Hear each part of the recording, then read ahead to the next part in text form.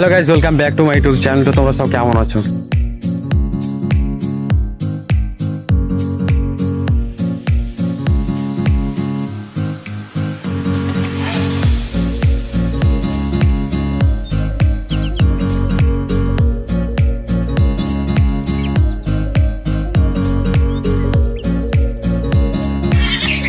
তো hello guys, welcome back to my YouTube channel. তো তোমরা সব কেমন আছো?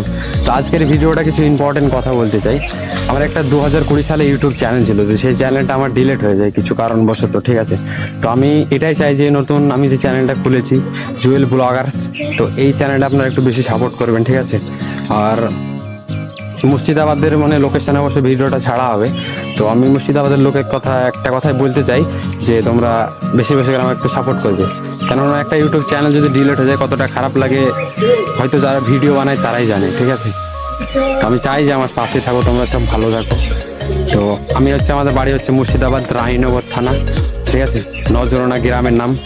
তো আমার নাম হচ্ছে জুয়েল।